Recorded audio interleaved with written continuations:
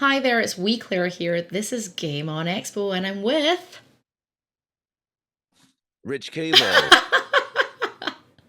Hi, I'm Rich We Keeble. got there in the end. We got. In all fairness, it is night time where Rich is, so he gets a pass. He gets a pass. Rich, Thank you. thank you so much for joining us. Before I even start, have you been to Arizona before, and are you excited? I haven't been to Arizona before, and yes, I'm very excited, especially knowing that you will be interviewing us on the panel. Oh, no pressure. Claire. No, it's it's going to be good. I'm looking forward to it very much. It's gonna be great. I know a lot of those guys that are going to be on the panel with you for the Expedition 33 panel, and my panels are Yeah. chaos. I'm just gonna warn you. I don't like rules, so it's gonna be fun. But Excellent. speaking of Arizona and Game on Expo, we're excited to have you. And I wanted to chat to some of you guys coming about the age-old question I know that gets asked all the time because I've done 10 million panels with voice actors, great actors. How did you become a voice actor? That's what gets asked all the time. Where would you even start with that? It's being an actor, right? That's the bottom line.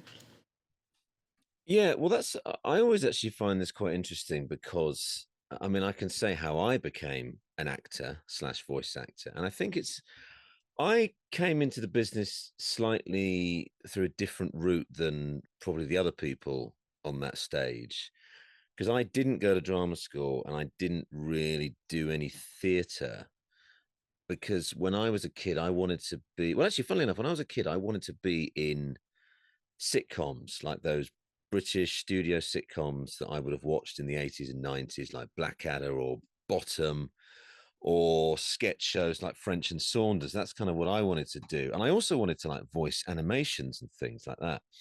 I used to love watching the Flintstones and various other cartoons. But I kind of got a bit distracted trying to be a rock star in my 20s.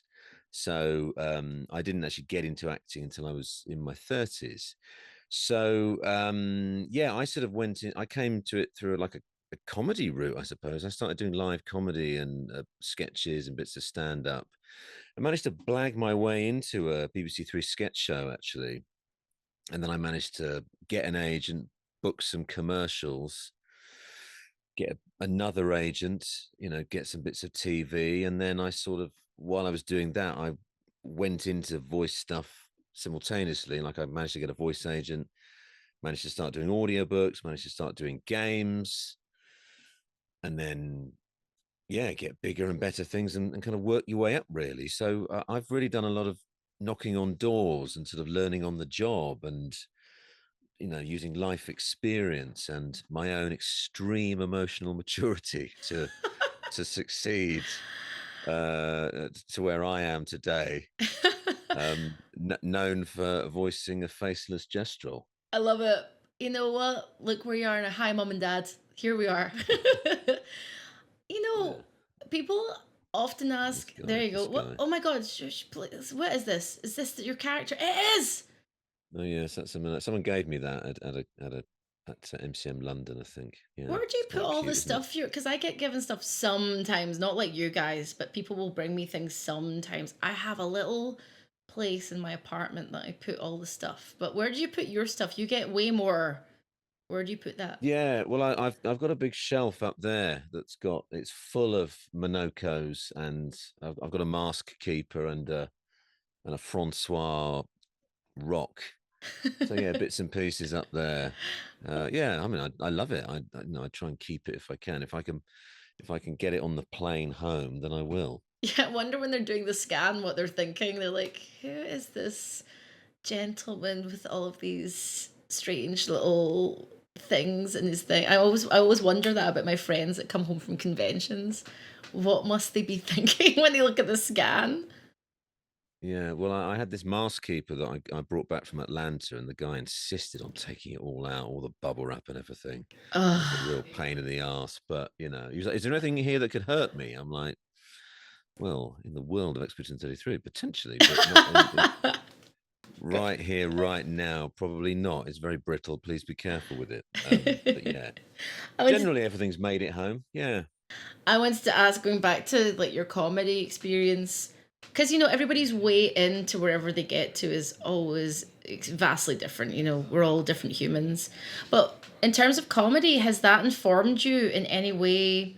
The cadence of how you might perform or read a script, or the way that you look at things, has that kind of affected or informed your acting? I think so. Yeah. I mean, I've done more in on camera acting. I've done more comedy than anything else. I think even when I've done so-called dramas, I've been playing kind of a comic relief sort of character. I mean, yeah, I'm in this show called Rivals, which is on Disney Plus or Hulu in the States, I believe. We just wrapped, well, I've just wrapped on the second series. And that's kind of a comedy drama, I suppose. And there's some very serious themes in it. But yeah, I mean, my character is just a bit of a loser, really, a bit silly. I'd like to do more drama, actually. But yeah, I tend to do more comedy things because I think I'm all right at it, and the whole, if people are familiar with Minoko, I mean, a lot of his lines were obviously written, but I feel like I delivered them in a certain way that was not terrible. So yeah, I think it's given me a lot of instincts, which helps in all aspects of acting, I would say. I was thinking about that. Somebody asked me about, because I do stand up, and but I did that after the fact with hosting, and I think stand up and now studying more improv now, I've been in LA, has really allowed my brain to move in different ways on stage. I think having that comedy thing is, or that comedy bone is interesting. I always was a class clown when I was younger. Were you a class clown? Did you always love comedy or being funny? I guess not deliberately, but just were you? Yeah, I think so. Yeah, I think I was always, I mean, it's probably an insecurity mechanism. I think I'm just desperate to be liked. So I'm always trying to be funny, which isn't always the best course of action, is it? But yeah, I think I was always quite funny. Yeah, I mean, that's certainly, how I had any sort of romantic engagement was due to being funny and not relying on my classical good looks. So yeah, I think it's I think it's been in me. I think yeah, it's if I try and be funny, then I'm not. But if I don't think about it too much, then usually something naturally amusing might emerge. I know what you mean. Yeah. I mean, you can, You know what I yeah. mean? I know Yeah, exactly what you mean.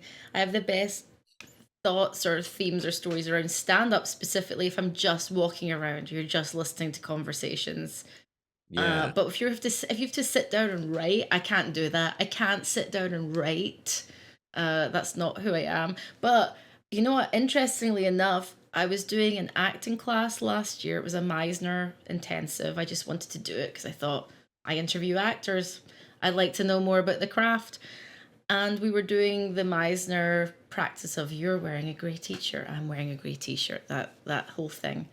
And I kept trying to control the conversation or making it funny, or I was like laughing, and my teacher turned around and went, yeah, you do that as a defense mechanism. What are you hiding, Claire? I really thought about my childhood trauma and everything. That class was quite, I don't know, that really ripped a lot out of me. Do you feel that acting maybe in a way broke that comedy part of you down, or that natural inclination to make things funny? Because now I'm very aware of it and I can turn it on and off a bit better, but I felt very exposed and vulnerable. It wasn't a comfortable feeling. Yeah, I don't know because I don't know anything about any of that stuff. That Uh, breaking down. I mean, I know loads of actors now who have trained, and they always talk about being broken down and the differences between Meisner and Stanislavski and things. And I've never studied them. I don't really know anything about that stuff. I think I did a play when I was just starting out. So I don't know, early 2010s. And one of our rehearsals was just about like pretending to be an animal and kind of wandering around. And oh I was just saying, no. what the fuck is this? And people were going, oh, this is like, this is my entire first year at drama school was doing this. It's animal work, way Um, to do that. No, no. Yeah. Okay. So, I mean, I don't know. Yeah, I think, yeah, I find that fascinating. I just kind of do my own thing, really. I kind of learn from, yeah, using my own experiences and what I've learned from watching other actors. Mm. I do learn a lot from other actors, and that's perhaps why I think my career has benefited a lot from being lucky to have worked on a lot of TV jobs. Is that I've been very fortunate, even this week alone, of just watching all these amazing actors and what choices they're making. Mm. Yeah, I'm good at, I think, soaking all that up. And then yeah, just kind of getting into it and finding the truth in it, you know. But I know what you mean. yeah, I mean that stuff sounds like that sounds awful to me, like being broken down. I feel like I'd be on the floor crying. I have cried in acting classes. It is like you get very.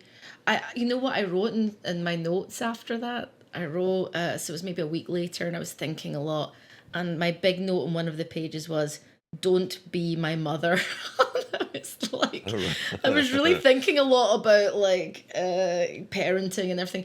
In a way, I quite like that. I quite like being confronted like that, though. I like being challenged. And I like feeling uncomfortable. As weird as it sounds, I quite like that feeling of not feeling quite right in my skin. I don't know. Do you know what I mean by that? Where Oh, you're like, yeah, getting out of your comfort zone and all yeah. that. Yeah, I mean, that's good. I mean, I think we talked about my mother, didn't we, in the past? We won't bring that up. I definitely don't want to be Let's not don't talk want to about mothers. No. be her. But I did an improv course, I don't know, 10 years ago now, and Mm, I really enjoyed the first year of that, like all yes anding and mm. learning about supporting and collaboration, you know, as opposed to just going for a cheap laugh. Sorry, sir, this is an Undertaker's. You know, it's like actually supporting people. But in the second year, I don't know, a different teacher, and they kind of contradicted some of the stuff I'd learned. And they would say things to me like, "Oh, Rich, I think you're just trying to be funny." And I was just like, "That is literally the first thing that came out of my mouth. I'm not trying to be funny. I just am. You know, I can't do anything about it." But yeah, that was yeah, they would be like, "Oh, I think, you know, you're trying too hard there, aren't you? Or you're trying to be wacky." I'm just like, honestly, fucking not. That was the first thing that came out of my mouth. And if I overthought it, then I'd just probably lock up, which is what you're trying not to do. I guess So I don't know. I there's. think it's just, you know, it's just in us, isn't it? I think sometimes they say you can't teach some of these things. I think you're right. I And think you're absolutely right. And also, I think there's this. Mm, this is over analysis as well that I think can happen in terms with some brains. It's like I need to learn this skill to do this, to do this. Nobody taught me how to do what I was doing. Kind of like you, mm, I was doing one thing and then I went, I don't want to do this anymore, and I just sort of by luck and fate and just kind of like living life got to this point, and I think that's okay, I think it's okay, as you said, to learn on the job and make mistakes and kind of live a little, if you know what I mean. I think everyone's I obsessed think with it being is. perfect. Yeah. I mean, even if you go to drama school, you're never going to learn all the stuff you have to know on a TV set anyway, because you just don't learn that. You know, you only really learn it from doing it, maybe making a mistake and go, "Oh fuck, I'm not supposed to do that." Um, yeah, you just learn on the job. And I think maybe because I was a bit older getting in as well. As I say, I was 30 when I was sort of thinking, Mm. "Oh, I'll try and get into this." You know, so obviously it took a while to kind of actually convince myself I could do it, I suppose, first of all. But yeah, I don't think I could have done it in my 20s. I think I was too kind of worried about what people thought. I mean, ironically, I was trying to be a fucking rock star. But, you know, when you're just sort of, Yeah. when you're playing in bands, you know, I played drums in some bands, I played keyboards in a band, and I fronted a band, you know, singing and playing guitar. But I don't know, that was kind of different. You're kind of just doing your own thing, you know, being on a set and someone saying to you, "Oh, yeah, don't do that." You know, I think that would have Mm. absolutely destroyed me if I was 22. But, you know, when you've kind of developed a bit of a thicker skin, that's you realize that's just part of it being an actor. "Oh, yeah, can we try one?" "Yeah, can we try can we try one a bit less, you know, bad?" Yeah, it's a bit less bad. I was gonna say it's a Yeah. collaboration of not being terrible, but like Yeah. it's kind of like that. I, you know, I was thinking about this. I was teaching a class and somebody mentioned their experience, their age, and we talked a little bit about that. I don't think it matters. The most interesting people I have met have been older. No offense to any of the younger actors that I have met. Everyone But I've you are talking about me specifically I when you say mean, that. I didn't want to say, please try and chill out and we can do the rest of the interview as is. Come on. But I'm like the same. Like I was not ready until about my coming up for my mid 30s. Do you know what I mean? And even moving to LA, I would have absolutely destroyed my little brain moving here at Mm. 21. There's no Oh God. way. Can you imagine? Like I was so insecure. Again, it was about what people thought about me. Now I don't give a crap. Sometimes, but I don't give a crap. Like Oh, I mean, generally. I still am obsessed with what people think of me. Oh. But I was saying to a few people in the green room last week, I was just like, when is that feeling like an adult gonna kick in? And I was Never. just like, yeah, I don't think it does. I don't think it Never. does. I'm hanging around with people my age and people in their 50s and stuff. It's just like, yeah, I mean, obviously doing what we're doing, messing around. It doesn't really feel like you're a grown up, but It's weird yeah, though, I don't know. because when you're younger, you do think, oh, in my 40s or beyond, I will be older and wiser and have all of the knowledge of the world. And it's like, no, I don't know what I'm doing on a day-to-day basis. And sometimes in jobs, I get genuinely still nervous. I know I can do my job, but this happened not so long ago, maybe about last week. I was in Portland and I was about to it was not like the hugest stage I've ever done anything on, but it was about expectation. There was lots of hoops to jump through.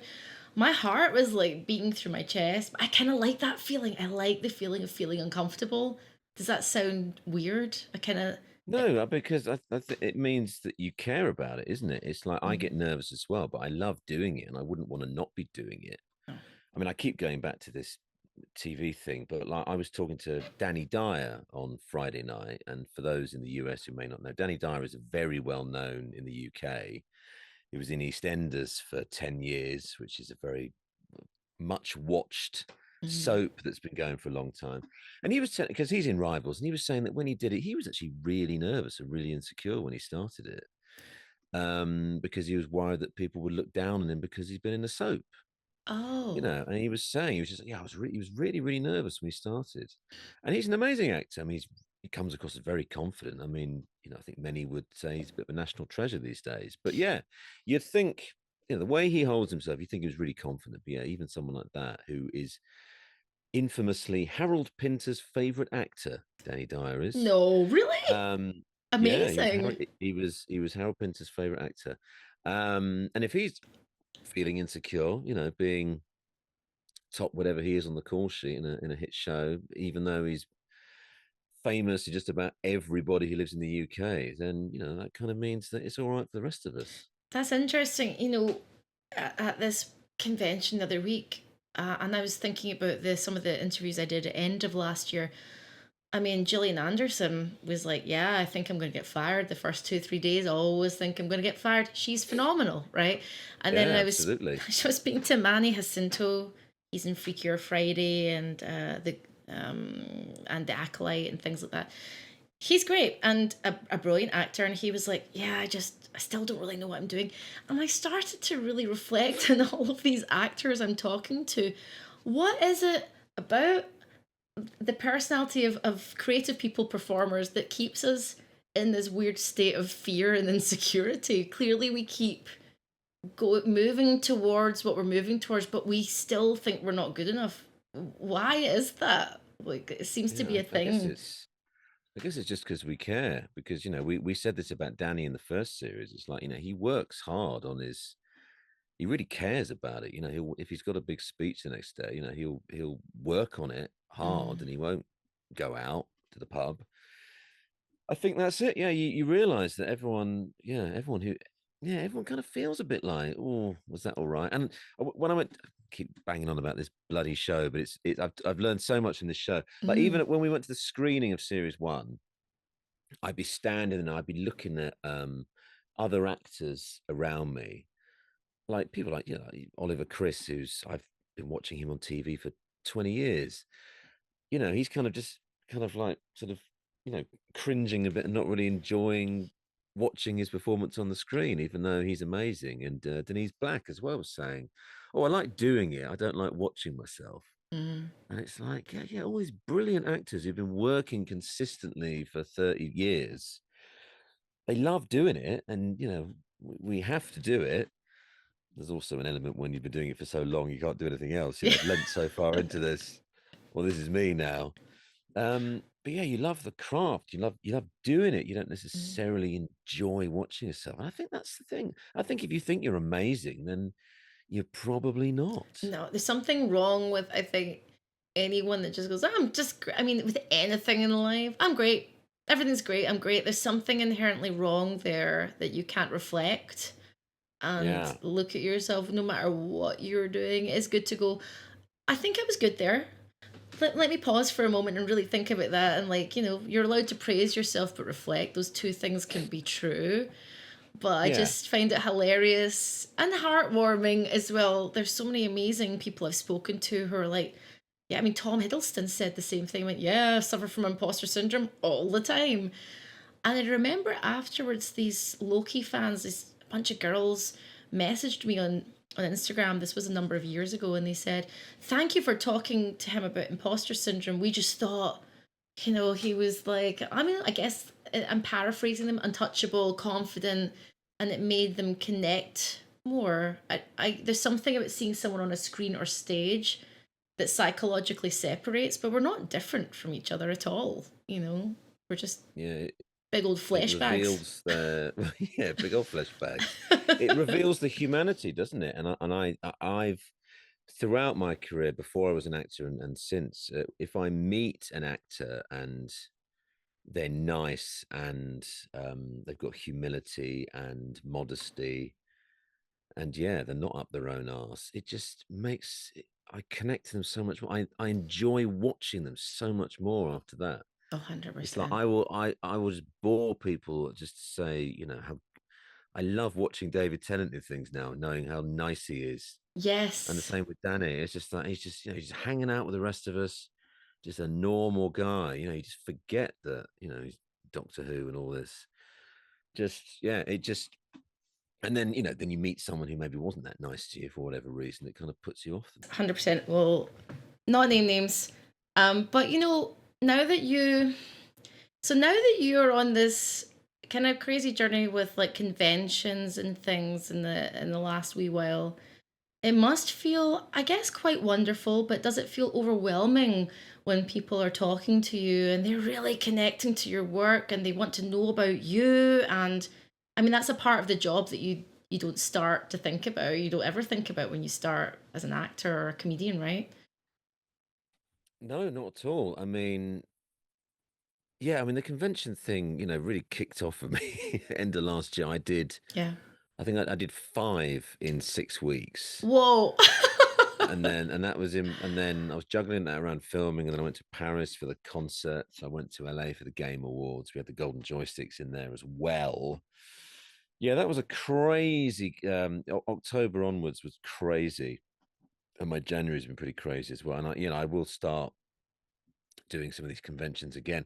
Yeah, it's well, actually, I mean, even at the Game Awards, I was accosted constantly by people. I felt like I was actually a rock star, and it's for me, it's both wonderful and confusing, I Mm. suppose. I just think Explain that. Wonderful and confusing. it's just, I mean, it's great that people like what I've been doing, and I've been doing this a while, and it's nice to get some recognition from people. But it's also a bit like, why are you interested? It's me. It's like, really? I don't know. Yeah, I just find that bizarre that people are that interested in coming to say hello to me. Do you know what I mean? It's Yeah. just like, But lovely um, that you've, I guess that despite your feelings, that it's lovely that you have touched someone through the work. And that's quite powerful to touch someone through a character, through art. You know what I mean? Yeah, it's weird. I guess because I've been in like loads of.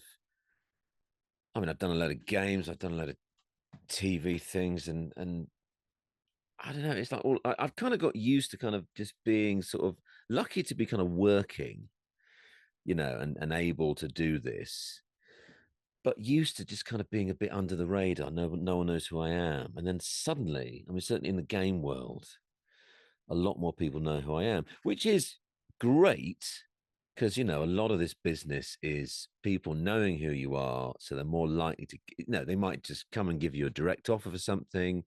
Or if you get put up with something, they'll go, oh, he's done X, Y, Z, we'll trust him to kind of hold his own in this scenario. But yeah, it's bizarre. It really is. I just can't get over I can't get over it. It's going to It's like, continue through this really? week. Really? You wanna you're not in the wrong queue? You didn't misunderstand, you wanna No. come. No, you are. Oh, it is Minoko. Yeah, Minoko, I did do that one. Yeah, that is me. That is me. How does it feel though to No, go that's from nice. that overstimulation, right? So you're like traveling, people are talking to you, you're using your brain in a totally different way, and then you go home to your family, and then it's normal dad husband time. Do you find that switch easy, or is it like, oh my god, thank God, or does it feel weird? I guess. It does feel weird. I mean, I'm lucky, my wife is amazing, and she will both be, supportive of my unusual career, but she will also take the piss out of me as well and keep me grounded. Like, she'd be like, "Well, you can definitely do the dishes today, and you can look after the kids all week, right?" I mean, the reality is, I had sort of other bits and pieces this week, to do work wise, but yeah, she's very good at keeping me grounded. My kids seem to be pleased when I'm back, um, and they seem to be getting more interested in what I'm doing. Like, I mean, the Minoko shelf. They find that very. I mean, it's a few shelves actually, the various bits of art and stuff, which I'm looking at now. They're very interested in it all, and I mean, actually, I posted recently on my Instagram that my older daughter, just did a quick kind of sketch of Minoko thing, and I just thought, oh, I'll scan that and put that online. I thought that was sweet, but yeah, so Minoko does get brought up a lot here, and occasionally, like, she'll say, "Oh, can we see the sketch where Mr. Blobby jumps on you, or the one where Emily Atack kicks you in the nuts?" So occasionally I'll get up little sketches I've done, or adverts I've been in, to show them. So they're kind of getting a bit more into what I do. But I think my kids just quite like. Yeah, we've got quite a fun kind of household. My wife's really funny, and we do kind of mess around a lot. And I'm lucky because I don't have a normal job. A lot of the time I can pick them up from school, drop them off. So yeah, that switch. I did when I come back. I am genuinely looking forward to seeing them all. Mm, mm. Um, but yeah, there is a slight thing. It's just, oh, I've just been acting like a rock star. People coming up to me, and Now you're like, do the um, dishes. They're like, all right, now I you're got to done. do the dishes and take the kids swimming. So, I but yeah, can't. I think it's really important to have that, isn't it? It's really important to not get too up your own arse. Oh my god, never. Like, I think that's kind of a like nice juxtaposition because I mean, I imagine it must almost feel like a holiday. You're like, ah, right, okay, I'm going into this zone of an awards thing, a convention where you know what it's going to be like, and then coming back. I like having those two sides. I think that idea. I don't have it, but for you, I think it. Does it feel quite nice to experience that two sides of life? I guess. It is, yeah, and I mean, a lot of you kind of experiencing it together. I mean, you don't have to have kids, obviously, but if you've got a nice, or if you've got a cat you miss, or a dog, and Mm. and just having a nice bed that you want to sleep in. I think the thing I had this last week when I was away filming it was like I was just sick of eating kind of crap, because get back to the hotel at 7:30. It's just like, well, I guess I'm going to go and get a burger from around the corner or a Deliveroo, and then sleep in this bed that I don't sleep that well in. I was really looking forward to coming home, seeing my wife, seeing my kids, and sleeping in my own bed, Yes. Yes. and eating some vegetables. I know what you mean. Oh my god. You'll find this. I don't know how many conventions you've done in America, but there's certain parts of America, no offense to our American friends, that don't really do vegetables in green rooms or in general. And then there are some places you go to and you're like, oh, the food's all right here. But I hear you. I've got like a system now. I'm a really boring traveler now. So I always have a bagel. So top tips, always the bagel is the lowest calorie thing for breakfast. And I've figured it out. All right. No meats, no nothing, just a bagel and cream cheese, really plain. Starbucks, plain. Or just buy some boiled eggs in a bag. You know, boiled eggs in a bag. That's where I'm gone with it. And that's it. And then yogurts. Always buy some yogurts. There's always yogurts and granola. I'm so boring now. Like, and I'll have like picnics in the hotel room because I'm the same now. I'm like, I can't. I don't want to feel like a massive potato chip. I'm like, ugh, like I can't. Well, see, eating's my vice. You see, that's the trouble because Same. I run quite a lot when I get into routine. I try and run like 50K a Whoa. week, The max I've ever just ran is like 30 10. miles. I say miles for our American friends a week. That makes me eat a lot, and I Ah, don't put on any weight. I don't really lose a lot of weight, but I kind of get to a nice weight, and I don't put any weight on. But like at the end of October, when I started getting a bit crazy, my running just kind of tanked. But I mm. was eating the same amount of food, so I've definitely put on quite a bit of weight recently. But I have no willpower because if I'm in a green room and there might be fruit there, but there's always crisps and chocolate, and I'll just be there. I won't be hungry. Hmm. We'll be in the green room for 5 minutes while they're just quickly turning around, and I'll just eat a fucking chocolate bar or a bag of Oh crisps. yeah, hundred And then I'll percent. have a massive lunch, and then I'll have a fucking kebab in the evening. Oh, Which is 100%. Because calories don't feel like they count when you're traveling or when you're in a green room. They just don't count. I don't know. It feels like this is invisible food that doesn't count because I'm not sitting at yeah. a table or I'm eating it like I'm eating a cupcake at 4 p.m. I'm like, oh yeah, this is invisible food. Doesn't really Well, count. yeah, you're right, and possibly I've never grown up having a lot of money. I just think it's free food, so I'm just gonna fucking eat it. Yes, Yeah, yes. that's free. Have that. Take that. Put that in my pocket. Eat that. Oh no, I'll So eat it now. I won't save it. I'll eat it now. what is your, because you love food, I love food. What is your favorite thing if you're in a okay, in a green room or you're trying to get revved up to, go into the booth or on set? Is there a certain type of thing that you look for? Is there a certain type of food that you like eating? Well, if it's a green, I mean, if there's a full fat Coke there, I'll grab that. And then like any sort of crisps or Mm. chocolate, it's just if it's there, I'll just eat it. We had someone brought in a load of mini eggs a few days Oh. ago. And if I have one of those, I'll have 20. I actually didn't eat any of those because actually, I mean, people will be listening to this and going, "Well, no wonder."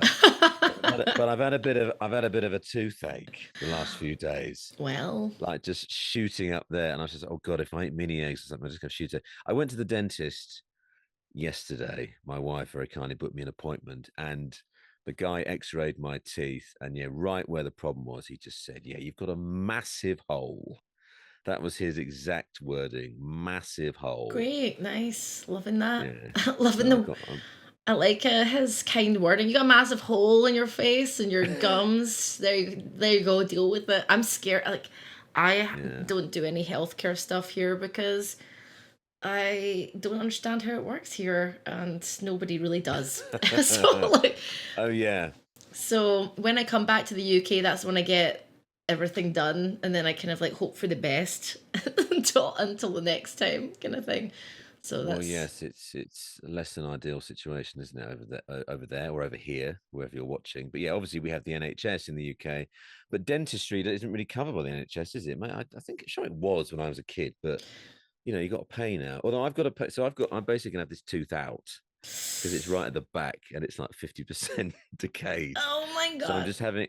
I'm having it out, but he said it's going to be 70 quid to do it on the NHS, but there's a chance that because it's so, so what did he say it was? So brittle, that was it. That he said there's a chance he might break it when doing it, and then I'll have to go to hospital. So he said, or you could pay 250 quid, I think, for a specialist to do it. I'm gonna say right now it's still cheaper than America. So, Yeah, I think it would be. So I'm going to get the specialist to do it on Friday and just pull it out and hope he knows what he's doing. But actually, I mean, if I tend to go to the dentist in Poland, where my wife is from, ah, because it's all everyone goes private over there, but it's a fraction of what it costs over here. And oh, these tips, all these Euro tips and tricks, it's too far away. Like, I'm so far bloody away. yeah, That's the thing. So, yeah, there's certain things. It's so funny living in America. There are certain things that feel like we speak the same language, but there's so many societal and cultural differences to living over in America. And then when I go back to the UK, I'm like, oh, yeah, this feels familiar. And then you come back here and yeah, it's very strange. We speak the same language, but definitely not the same people, which is interesting. Not a bad thing necessarily, but interesting for sure. exactly. The tipping thing gives me a lot of anxiety in America. I Tipping? just worry Oh that yeah, the the tipping. I thought you tipping. meant tipping people over. I was. Yeah, I just love. Yeah, I have. I engage in this hobby of just tipping people over in the UK, but in America, people don't like it so much. Mm. Yeah, I I get was like, very anxious. I get very anxious that I tip the right person or tipped enough because it's just so different in the UK, isn't it? it is. It's very different. But when you're over here, I'll teach you the ways. It doesn't have to be that difficult. It's all good. I'll just teach you. Just always have cash on hand. Just throw the cash down and go cool, and hope for the best. Just throwing cash down Yeah. and be like, yeah, okay, cool. Um, we started talking. I like how we started talking about what it takes to work in voice acting, and we've ended up And on now tipping we're talking culture about my and your decaying teeth. teeth. Oh my god, I wonder what this panel's going to be like. Although the panel's going to have lots of you, so there's going to be very many. Have you done panels where there's a lot of the cast on one stage? I think the biggest panel I did was where was that? Was that Dutch Comic Heroes Comic Con where it was me, Maxence, and Charla from Expedition, and then it was Neil, Tim, and Jane Perry from Baldur's Gate 3. And I didn't really say much at all in that panel because I think the host was sort of asking us a few questions. But as soon as he put it out to the audience, you could see people like joining the queue. And he said, "I've got a question for Neil and Tim. I've got a question for Neil. I've got a question for Tim. I've got a gift for Neil. Yeah, I Question know, for I know. Tim." And I was just sort of sat there for 10 minutes, literally zoning out. Do you Um, disassociate? What do you think in those zone out moments? Sometimes I zone out. Hey, I'm gonna say something. Do you disassociate? Let me rephrase that. What do you think about when you have nothing to say on stage? I guess because sometimes when there's fan questions, all I'm going to doing is thank you very much. What's your name? What's your next question? That's my part of to play in that section of the panel. I do look around and I start to stare at people and think about things. Do you do that? yeah, well, I definitely wandered off at one point when there was like I think maybe the fourth question in a row that was to Neil and Tim, not even Jane, but everything was Neil and Tim. And I sort of zoned back in and they were talking about their favorite dinosaurs. And I was like, what the fuck have I missed? Rich, what's your favorite dinosaur? Pterodactyl. Yeah, I was gonna say pterodactyl. Nice. And I did come up with a hilarious reason off the cuff, but I can't remember now. But then I also, and then I think because I was just, yeah, I didn't. I mean, this sounds incredibly unprofessional and ungrateful, doesn't it? But I think it was just because it was very Baldur's Gate 3 Yes, biased. But then, because I know Tim quite well, Tim's and great. I love him. everyone seems to know Tim as well. But like, someone asked Tim a question. It's, or someone asked a question to everyone. It's, oh God, the final question to everyone. Right, I need to listen. And it was like, oh, which of your characters would get on with characters from the other person in the game? Do you know what I mean? Okay. And there was a kind of a bit of a sort of a tumbleweed situation. Everyone looking at each other, and luckily Tim said, "Oh, well, I think I would probably get on with him over there," pointing to me. And I can't remember the reason for it, but anyway, everyone seemed to accept his answer.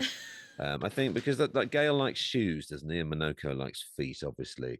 And at the end, I said to Tim, I said, "Oh, thank you for including me in that." And Tim just said to me, "Well, I don't really know anything about your game, but I do know that you're in it." And I was just like, "Well, thank God, I don't know anything about your game either." Um, I love it. Oh my gosh. But those, hey, like those panels are tough when you have like two different casts, or if there's just lots and lots of people, but two or three of the cast members stand out. Maybe they're bigger characters. I've done a million Baldur's Gate 3 panels. They're always fun. But if Neil's on the oh yeah, panel, then Neil or Tim, they're getting asked a lot of the questions. But when it yeah, comes to our panel, I don't know. I'm thinking we should play a game, do something weird. Like, I don't know, like, I'm gonna think about it. okay, I'm thinking about okay. it. We will also talk about the game as well, but I don't know, I kind of feel like when you're on a live stage, as much as, yes, you're there to do a panel, I think it's about entertaining an audience as well. You know, people are there sitting down and they're watching a live thing. And so I always feel like as a moderator or as the event, just give them the show. Make it funny. Like make it entertaining, you know? I think thinking about it differently is best. Yeah, I think, and I mean, well, this goes back to my deep insecurity, like the sort of the Chandler from Friends effect. It's like, I'll sit there and, Jane will give a very well measured sort of Mm, answer. Charlotte will give a very sensible answer. Max Holt will give a very in depth answer about the game. And then Neil will give a very in depth answer. Tim will give a very in depth answer that's very funny. mm. And then I'll just be thinking, yes, something funny to say. And I'll just sort of maybe, sorry, what was the question again? Because I'm just sort of trying to think of something funny. But again, it just shows that I'll overthink everything to death. You're well. So that's something to look forward to in the panel, isn't it? I'm really advertising this well. Oh God, Rich So Keeble, he's just going to be thinking of one-liners. two things for the panel then I've garnered from talking to you today, and it will be first of all, we're going to make sure we have a rich section so that you definitely have some questions to answer. It'll just be you, we'll get a spotlight and everything. Oh God, no. And number two is just make sure that you can answer you got to answer your question in like 10 seconds or less. No overthinking. So if you go I'm like sorry, so we're done, next question for Just Rich, cut please. me off. You cut me off.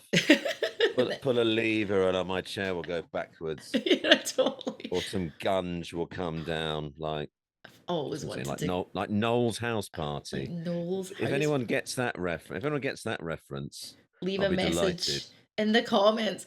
Rich, you've been amazing. Thank you so much. I can't Thank you. wait to see you and have like a Keeble's queries section of the panel.